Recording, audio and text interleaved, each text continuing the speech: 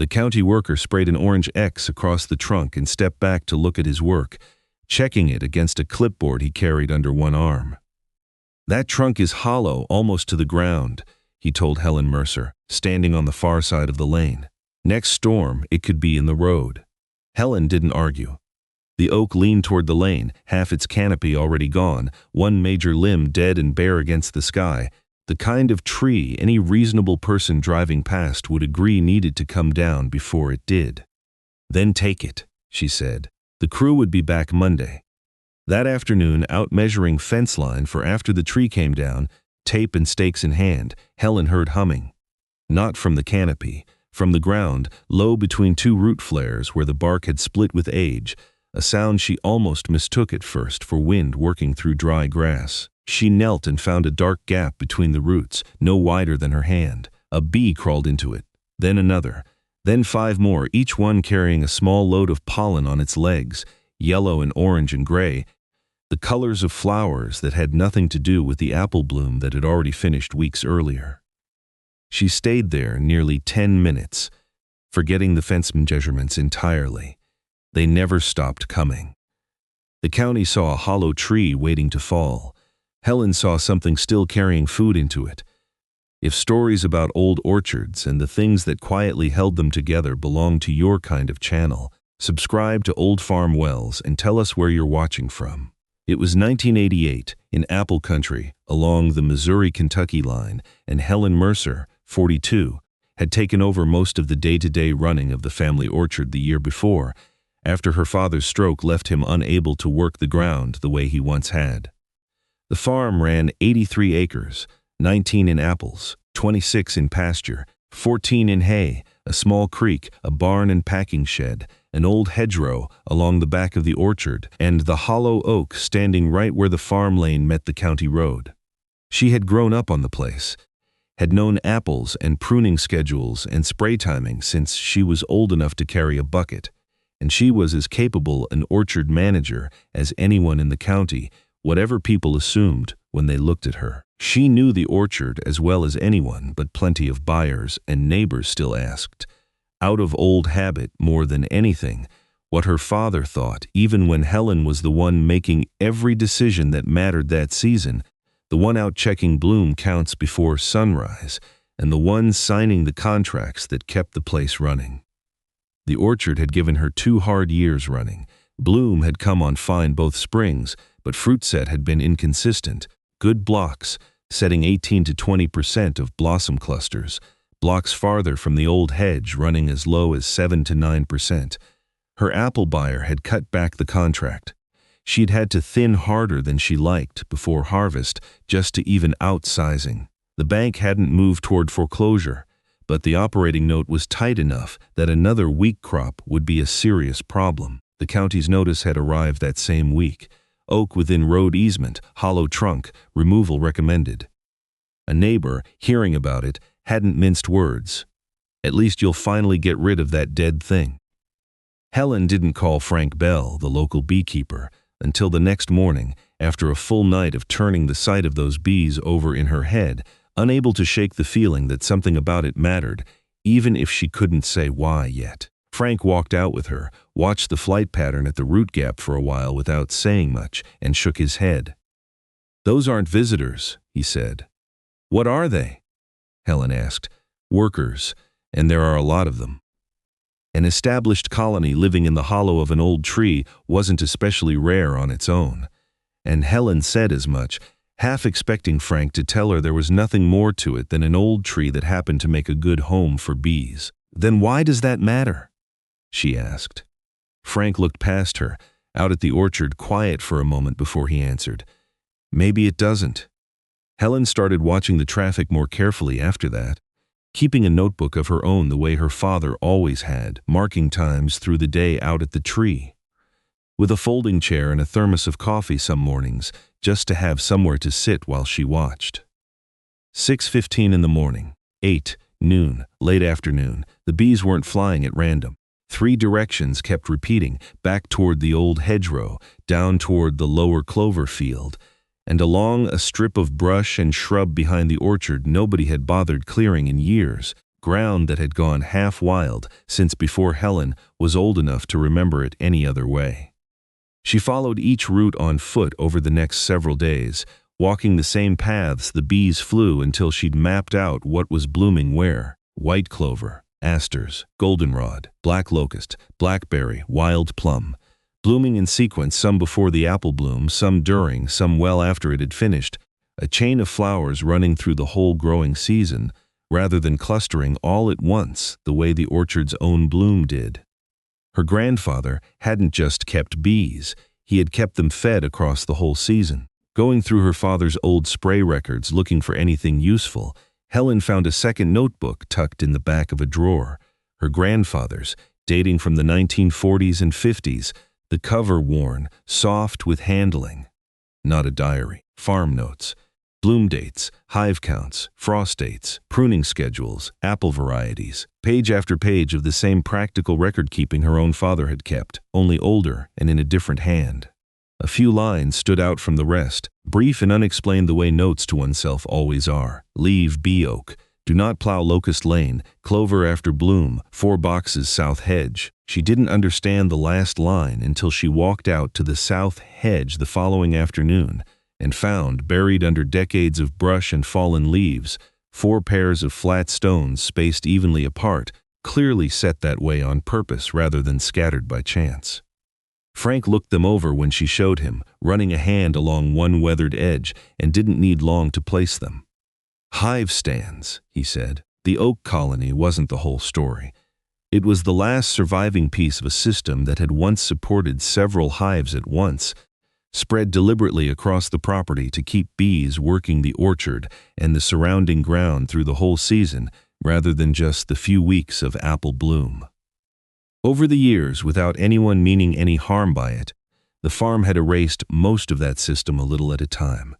A section of hedge bulldozed for tractor access sometime in the 60s, according to what Helen could piece together. The clover field turned to clean mowed grass because it looked tidier and made haying easier. Wild plum cut back along the fence arose, the old hive boxes gone, sold off or simply left to rot once nobody remembered why they mattered. Dead trees removed for the sake of a clean-looking farm. The orchard floor kept mowed shorter than it used to be, block by block, year by year. Every decision had made sense on its own, the kind of small modernizing choice any farm in the county had made without a second thought. Together they had wiped out most of a forage corridor, a set of nesting sites, and a season-long bloom sequence the bees had once relied on to stay through the winter and come back strong every spring. The oak was not saving Helen's orchard. It was showing her what the orchard had lost. Frank came back a few days later to check on the colony's condition, and the news wasn't the simple confirmation Helen had hoped for. "That tree's still dangerous," he told her, tapping a knuckle against the trunk to show her how hollow the sound came back. "County's not wrong. It can't just stand there forever." One colony, no matter how established, wasn't going to solve the orchard's pollination problem either. "One hive won't fix 19 acres, he said plainly. Trying to build on what she'd learned, Helen rented 2 hives and set them in the orchard herself, but picked a spot without much thought for the wind, tucked against a fence corner that seemed convenient at the time. Cold air cutting through the rows kept morning activity low. For the first several weeks, the bees slowed to leave the boxes until well after the sun had cleared the tree line. A rain spell settled in right during apple bloom that spring, cutting the pollination window shorter than usual, days of gray, wet weather that kept every hive on the place close to home. A neighbor watching the rented hive boxes sit quiet through a rainy week wasn't shy about his opinion. "You built half a bee farm for weather to shut it down," he said. Her buyer, when she tried to explain what she was working on, wasn't much moved by the history of it either, listening politely enough over the phone before cutting her off. "I buy apples, Helen," he told her, "not bees." The county man, for his part, wasn't unreasonable when Helen went to talk to him about the tree, listening to what she'd found without dismissing any of it out of hand. He agreed to delay removal 10 to 14 days so an arborist could look it over and Frank could prepare to relocate the colony before the trunk came down. Part of the lower trunk, if it could be managed safely, would be left as habitat well clear of the road. The tree itself still had to go, and he made that plain from the start. "I don't care if you keep the bees," the county man told her. "I care where the tree lands." "Fair enough," Helen said. She didn't try to build anything elaborate after that. She restored what her grandfather's notes described, working through the rest of that summer and into fall the way she'd worked everything else on the farm, a little at a time, checking each piece against what she'd read in the notebook before she committed to it. 3 or 4 hive stands positioned out of the wind, set where the old stones had marked them decades before. A clover strip left to grow back along the lower field instead of being mowed flat. A strip of blackberry and wild plum left uncut behind the orchard, ground that had been kept clean for years, for no reason Helen could find beyond habit. Mowing staggered instead of done all at once, so something was always in bloom somewhere on the place through the growing season. Hedge left standing for wind protection rather than cleared for easier tractor turns. A shallow water pan set out safely for the bees, away from any spray or standing farm traffic. Spray timing shifted to avoid the hours of peak bee activity, a change that cost her nothing but a little planning. Frank set up 4 managed hives, not 40, positioned with the wind in mind this time, tucked along the restored hedge line where the old stands had once stood. Helen marked off blocks through the orchard to compare. The same careful record-keeping her father and grandfather had both practiced before her, walking the rows with a clipboard every week of bloom and thinning to make sure what she was seeing held up under scrutiny rather than just looking better at a glance. The numbers told the story plainly enough. The year before, blocks farthest from any remaining forage had set only 8 to 10 fruitlets per 100 blossom clusters after the early drop. Blocks nearer the old hedge had run 16 to 18. After the corridor and the new hives were in place, sample rows across the restored blocks ran 20 to 24 fruitlets per 100 clusters, fruit-sized more evenly, far fewer empty clusters at thinning time. Numbers good enough that when her buyer came out that fall to walk the orchard himself, he didn't ask a single question about bees or hedgerows. He just renewed the contract. The bees did not make Helen rich. They gave the trees enough fruit to make the buyer come back. Near the end of that first season, working through her grandfather's notes, she found one more line she'd passed over the first time through. Feed the bees after they feed the apples. It wasn't a philosophy dressed up in modern language. It was a practical rule an orchard man had worked out for himself decades earlier. If you wanted bees to come back reliably every spring, the farm had to give them a reason to live there the rest of the year, too. The following spring brought the real test. A cold spell settled in right at bloom, shortening the window the way it had the year before, the kind of weather that made every orchard manager in the county nervous about their contracts before the season had even properly started. On the neighboring orchard, blossoms opened to almost no bee activity at all in the cold mornings, the trees standing in full bloom with nothing moving among them. Helen walked out at 8 o'clock, coffee still in hand, half expecting to find the same quiet she'd seen the year before at that rented hive corner.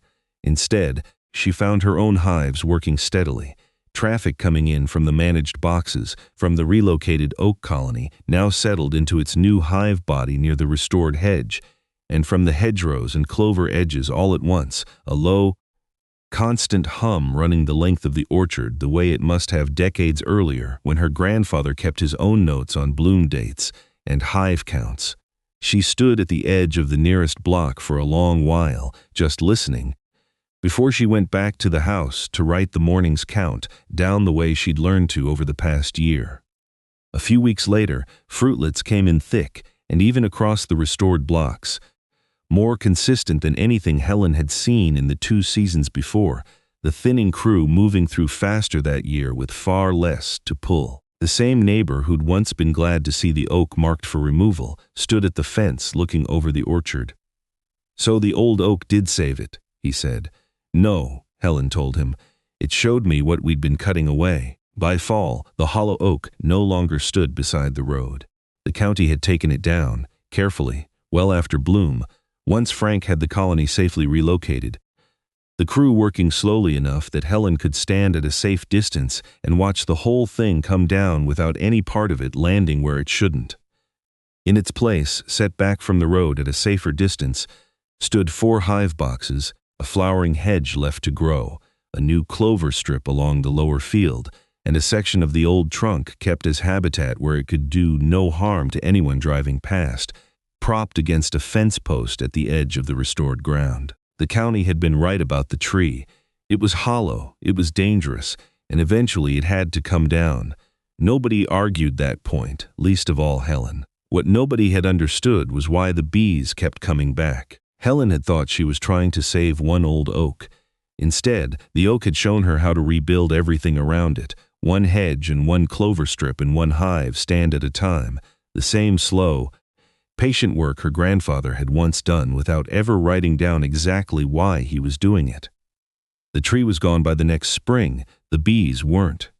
If this is the kind of story you come back for, there's a subscribe button below, and we'd like to know where you're watching from. Would you have let the county take the tree without asking why the bees kept coming back?